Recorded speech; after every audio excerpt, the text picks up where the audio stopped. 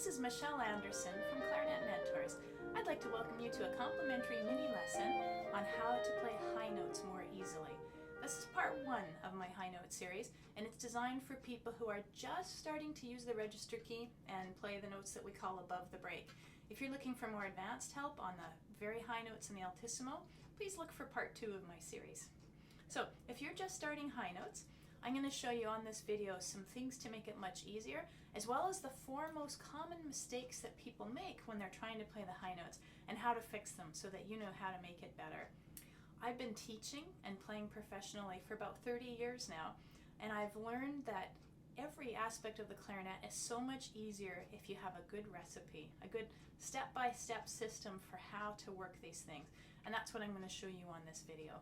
So, first of all, I want to start by talking about the most common mistake people make when they're trying to play high notes and they find they're not working well. And that's that they're using a reed that is too soft to support the high notes well. When you first started clarinet, you probably started on what we would call a beginner strength, probably a 2, maybe even a 1.5 or a 2.5. And those are helpful to most people when you're first starting because it doesn't take much air and it doesn't take much embouchure or muscle power to make the notes speak well.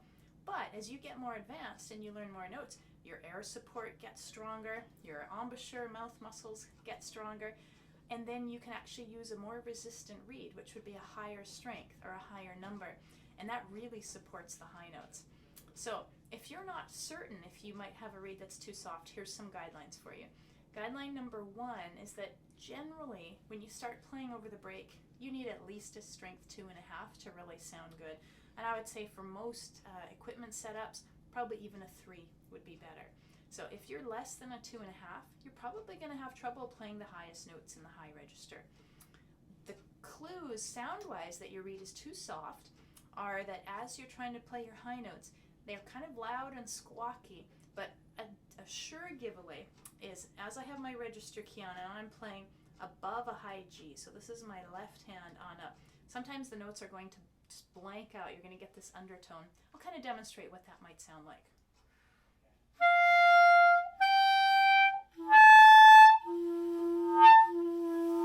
So I'm trying to play that top note and all I'm getting is that undertone.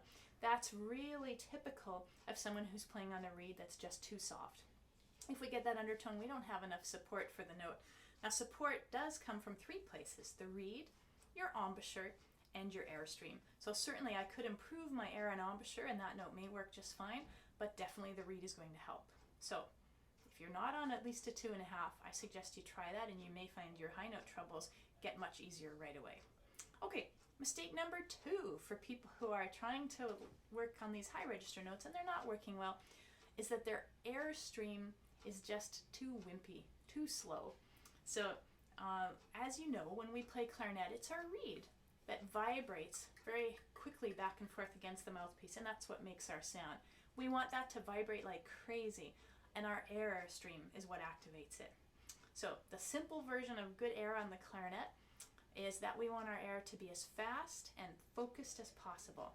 If we could see air coming out of our mouth the same way we can see water out of a garden hose, we want to imagine that our spray nozzle is adjusted to the really fast power wash setting. If we're on a fine mist, although it's kind of easy to blow, our tone is not going to sound good. So if I just took an open G, that's the G where all the holes on the instrument are still open, I'm going to blow for you with misty spray, and then I'm going to speed it up to more power wash setting, and you'll hear what it does to my sound. Here's fine mist.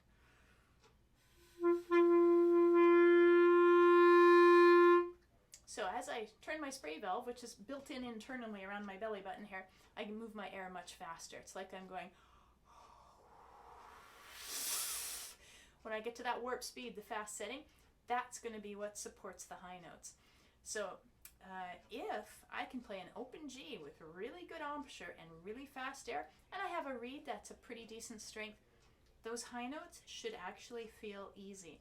In fact, if someone else were to suddenly come along and start fingering at my clarinet as I was playing an open G, I should be able to play any of the notes up to this super high C, which is just our thumb and register key.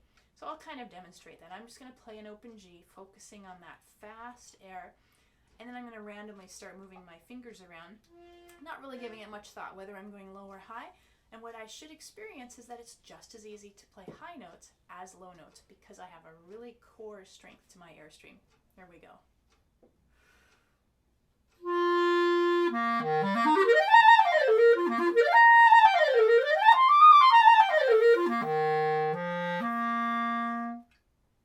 Wow, that actually felt really, really easy.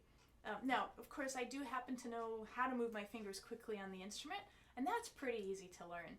But what was really cool for me is the high notes felt no harder than the low notes, and that's what it should be for you. The challenge is the high notes usually feel really hard to play, and it's really frustrating. So I'm sure if you were to think about faster air, you're going to find that really makes a difference for those high notes. But it kind of leads us to mistake number 3 that people often make.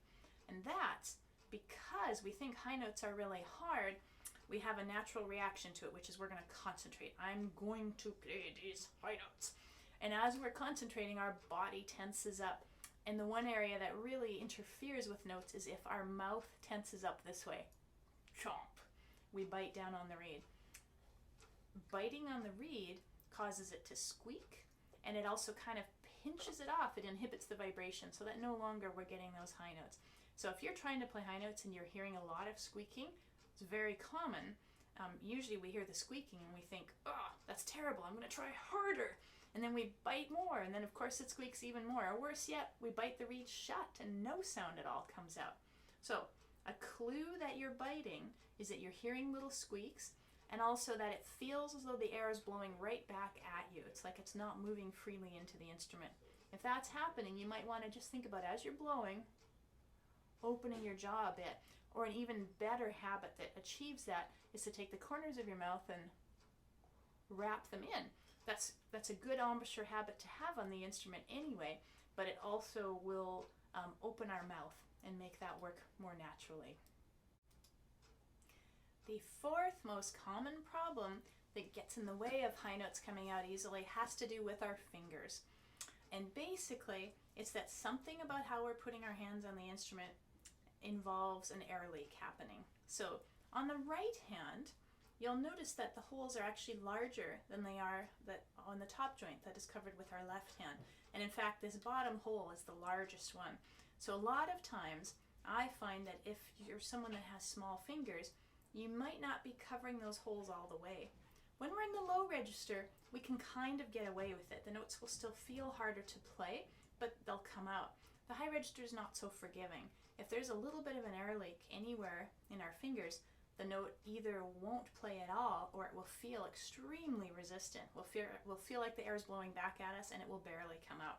So if some notes work really well and other notes don't work at all, most likely what you have is a finger that's leaking. So I'll show you the 2 most common places that fingers leak. One is, as I said, probably this bottom finger on your right hand is the most likely to leak.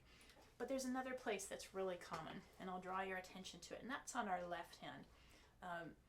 Our thumb's main job is to cover the thumb hole, but now it gets involved with this register key. And a lot of people have a natural instinct to want to slide their thumb up there to catch the key, but in doing so, we often slide it so far that we've left a gap at the bottom and air leaks out there. And then the high notes won't work at all. They'll squeak and they'll feel resistant. What we want to train our thumb to do is just to rock gently, and just the edge of my thumb is hitting the register key. There's a low note, there's a high note. See how much my thumb is moving? Barely at all. And that's what I want you to practice. That's a really common leak, is our thumb. Now the other leak that's really common, I'm going to turn my hand a little bit, is that when we go up to hit the register key, the front of our left hand moves. And watch this finger.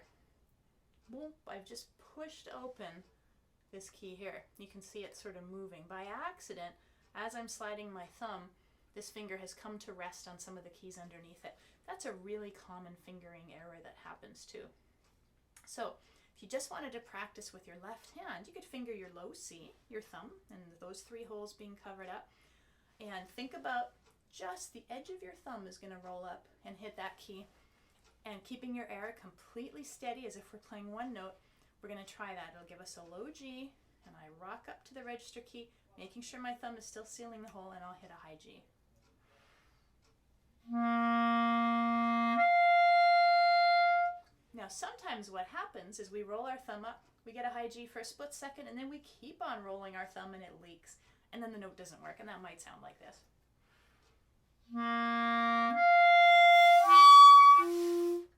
I got the squeak, and then I got not much of anything.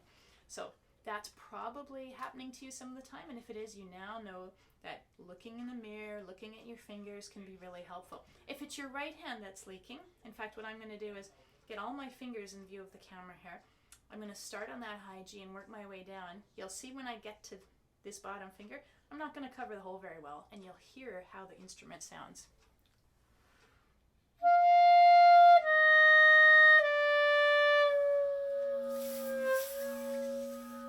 And of course, feels hard to play, so my reaction is, and then I bite down like crazy and then no sound happens. So it really feels resistant when it's leaking. You can fix that.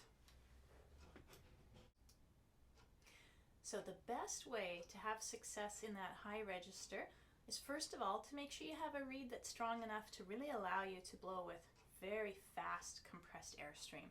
Secondly, make sure you are blowing your air very quickly, and try not to change your air as you change notes. Imagine that your air is coming out of your mouth like you're a blowing machine. And as you move your fingers around, it stays very steady. The third thing is we don't want to have tension in our mouth, such as often happens when our body's really focusing. So we want to have a nice round embouchure so that we're not biting on the reed. And we want our fingers to be quite relaxed, since they tend to cover the holes better when they are. And lastly, we do want to make sure our fingers are completely covering the holes. A good habit to get into is to make sure you're just using the tip of your thumb and barely moving your left hand when you go into that high register. All of this should make the high notes feel actually quite easy, and it's a very nice feeling when those notes are easy to play, because suddenly you double the amount of notes that you learn and you can play a lot more sophisticated music. If you've enjoyed the pointers on this video, I'd love to share a lot more with you. I have several interesting videos and articles available that are designed to make playing the clarinet more easy for you. The best way to get a hold of this material is to join the Clarinet Mentors online community. And you can do that by going to the website that's listed below, www.learnclarinetnow. If you go there, you'll be able to sign up for the online community and get immediate access to all of my other great videos. And you'll also get a fantastic newsletter every 2 weeks that has a really simple pointer to make your clarinet playing better, and also interesting clarinet gear points and things like that. So I'd love to see you on some of my other videos. Thanks for listening.